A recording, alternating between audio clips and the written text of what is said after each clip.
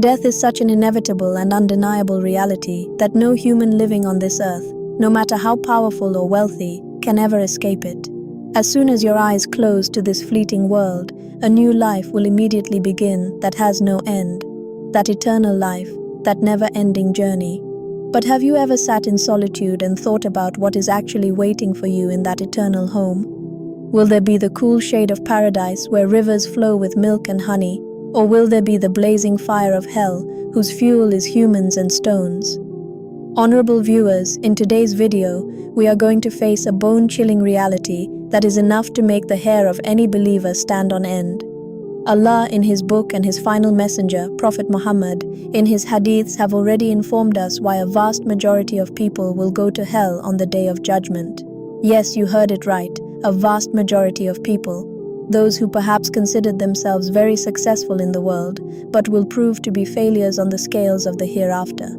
These will be the people who, due to a few seemingly small mistakes, sins considered minor, and the violation of rights, which they never even cared about while living in the glitter of this world, will be cast into this eternal fire. Before we go into the depths of this terrifying and unknown reality, if you haven't subscribed to our channel, do it now and hit the bell icon, because on this channel, we present facts in the light of the Quran and authentic Hadiths that will not only polish your faith, but also make you aware of the true purpose of life. Watch this video completely, because today's discussion might change the direction of your life forever and save you from the end we are about to mention. We begin today's terrifying discussion with this noble hadith from Sahih Bukhari, which fully clarifies the horror of the Day of Judgment. It is narrated in Hadith number 3348 that on that difficult day of resurrection, when the sun will be at a distance of only 1.25 miles, and every soul will be in a state of every man for himself, Allah Almighty will call Adam and say, "O Adam." Adam will humbly reply, "I am at your service, O Allah, and all good is in your hands." Then Allah, the Lord of Honor, will give a command that is bone-chilling for all of humanity. Allah will say, "Separate the army of hell." Adam, who is the father of all humans, will ask in wonder and grief, "O my Lord, what is the number of the army of hell?" Then Allah will give the answer, which is the most terrifying news for humans until the end of time. Allah will say, 999 out of every 1,000 people. Just stop here and feel your heartbeat. My brothers and sisters, this means that out of every 1,000 people of the human race, 999 will be destined for hell, and there will be only one fortunate person who will reach the eternal blessings of paradise. When the noble companions heard these statistics from the blessed tongue of the Messenger of Allah, their faces turned pale with fear, their hearts trembled, and they cried out in anguish, "O Messenger of Allah, who will be that one fortunate person among us?" The Messenger of Allah then comforted his companions and said that a very large portion of this number would be from the people of Juj and Majuj. However, the question still remains, why will such a large number of ordinary humans become fuel for the fire of hell? What will be their crime? Allah loves His servants more than 70 mothers. He is the most gracious and most merciful. Then why will so many people burn in that blazing fire whose heat is 70 times more than the fire of this world? The first and most fundamental reason has been described by Allah Himself in verse 179 of Surah Al-A'raf in the Holy Quran. Allah says, "And we have certainly created for hell many of the jinn and mankind. They have hearts with which they do not understand, they have eyes with which they do not see, and they have ears with which they do not hear. Those are like livestock, rather they are more astray. It is they who are the heedless." Reflect on this. Here Allah has declared negligence as the biggest reason for going to hell. We have become so blinded by the artificial lights of this world, bank balances, properties, and the career race that we no longer have any concern for our death and the eternal life that follows. We think that death is perhaps not for us but for others, that we have come here to live forever. It is this negligence that distances man from the remembrance of Allah and pushes him into the swamp of sins. This is why in Surah At-Takathur, Allah gave a warning that the obsession with the increase of wealth has made you negligent until you reach the graves. The second major reason, which is very subtle and dangerous, is shirk, associating partners with Allah, and the mixing of worldly motives into the worship of Allah. Today, most of us believe that because we do not worship idols, we are free from shirk. But the Messenger of Allah has declared riya, meaning actions done to show off to people, as minor shirk. According to a hadith in Musnad Ahmad, he said that the thing I fear most for my ummah is minor shirk. When the companions asked what it was, he said, riya, showing off. Today, in our prayers, in our charity, in our Hajj and Umrah, we seek the praise of people instead of Allah. We publicize good deeds on social media so that the world calls us pious. Remember, if even a tiny bit of showing off is included in worship, Allah Almighty will throw that good deed back in the person's face on the Day of Judgment and say, "Go ask for the reward from those for whom you did this work." In the same continuation comes the third reason that will throw even great worshippers into the pit of hell: the violation of people's rights. In a hadith of Sahih Muslim, the Messenger of Allah asked, "Do you know who is truly bankrupt?" The companions replied, "O Messenger of Allah, one who has no wealth or money." He said, "The truly bankrupt person of my ummah is the one who will come on the Day of Judgment with mountains of rewards for prayer, fasting, and zakat, but he would have abused someone in the world, wrongfully consumed someone's wealth, slandered someone, or shed someone's blood. Then the rights of those oppressed people will be paid from his good deeds. This will continue until all his good deeds are exhausted and the claimants still remain. Then the sins of those oppressed people will be put into this person's account of deeds, and then he will be thrown face down into hell." Imagine the hard work of a lifetime.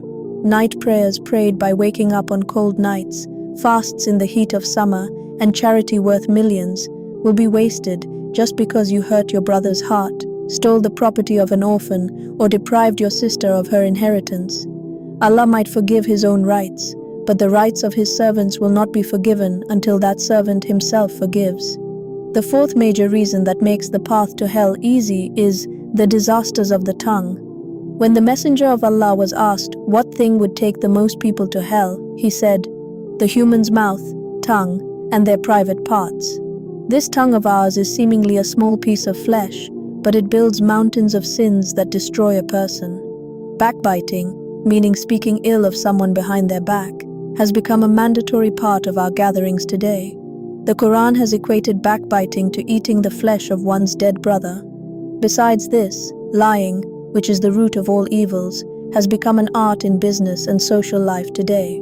The Messenger of Allah said that when a person speaks a lie, the angels run miles away from him because of its stench. This harvested crop of the tongue will make a person fuel for hell. The fifth reason is arrogance and pride. Allah Almighty says that greatness is my cloak, and whoever tries to snatch this cloak from me, I will throw him into hell. There is a hadith in Sahih Muslim that whoever has even a mustard seed's weight of arrogance in his heart will not enter paradise. We take pride in our wealth, our appearance, our family, or our degrees, and look down upon others. This was the arrogance that made Satan cursed forever, and this same arrogance is distancing millions of humans from Allah's mercy today. The sixth reason is the spread of obscenity and nudity. In today's digital age, the doors to adultery have opened for everyone. Allah in the Quran has forbidden not just committing adultery, but even going near it. Not protecting one's gaze, being overly casual with the opposite sex, and the vulgar content present on social media are eating away at the faith of our younger generation. The Messenger of Allah said that the majority in hell will be those women who, despite wearing clothes, will be naked, meaning they will wear such tight or thin clothing that reveals the shape of their bodies. This indecency being practiced in the name of modernism is a straight path to hell. The seventh reason is disobedience to parents. After his worship, the thing Allah has emphasized most is good treatment of parents. Today, we are so preoccupied with our wives, our children, and our careers that the same parents who taught us how to walk by holding our fingers start feeling like a burden to us. The Messenger of Allah said, "May his nose be rubbed in the dust who found his elderly parents and did not enter paradise by serving them." Disobedience to parents is a sin for which Allah gives punishment in this world as well, and in the hereafter, its destination is hell. The eighth and most important reason is abandoning the prayer. On the Day of Judgment, the first question will be about the prayer. Regarding a specific section of hell called Sakar, When the people of hell are asked what brought them there, they will cry out, "We were not among those who prayed." Today we claim to be Muslims, but we do not have time to bow our heads before Allah. Leaving the prayer is that line between disbelief and Islam which we have erased. The ninth reason is forbidden, haram, income. A body that has been nourished by haram wealth cannot enter paradise. Today we are filling our bellies with interest, bribes and deception, but in reality we are filling our bellies with the fire of hell. On the day of judgment, an account of every single penny will have to be given, where it was earned from and where it was spent. The 10th reason is exercising one's own will in religion. We accept those commands of the Quran that align with our desires, but where our ego or interest comes in the way, we leave religion behind. Allah declared this as a characteristic of the Jews, that they believed in some parts of the book and rejected others. This hypocritical attitude will take a person to the lowest depths of hell. Honorable viewers, in this discussion so far, we have mentioned those terrifying reasons that lead a person toward the blazing pit of hell. After hearing these facts, your heart might also have trembled, and you might be leaning toward despair. But wait, where Allah has warned us, He has also given us a magnificent hope. He is merciful, He is generous, and He is immensely happy to see His servants repenting. In Surah Az-Zumar, Allah's message is the greatest ray of hope for us. O my servants who have transgressed against themselves, do not despair of the mercy of Allah. Indeed, Allah forgives all sins. Before the angel of death arrives, the door of repentance is still open. Repentance made with a sincere heart can erase even sins as vast as mountains. Let us, in this gathering today, and while watching this video, make a promise to Allah that we will change our lives. We will protect our prayers. We will fulfill the rights of people. We will cleanse our tongues from backbiting and lies. And we will not bring even a single penny of haram into our homes. This world is temporary. Every glitter here will turn to dust one day, but the life of the hereafter is eternal. If today's discussion has had even the slightest impact on your heart, do not keep it limited to yourself. Like this video and share it with your loved ones, because if even one person's life changes and they repent because of your one share, it will become a continuous charity for you, and perhaps this very act will become a means for your own salvation. Be sure to write Ameen in the comment section and tell us what other topics you would like to see such informative videos on. May Allah Almighty keep us steadfast on the straight path, grant us the ability to fulfill the rights of His servants and the rights of Allah, and protect us all from this terrifying fire of hell. Ameen.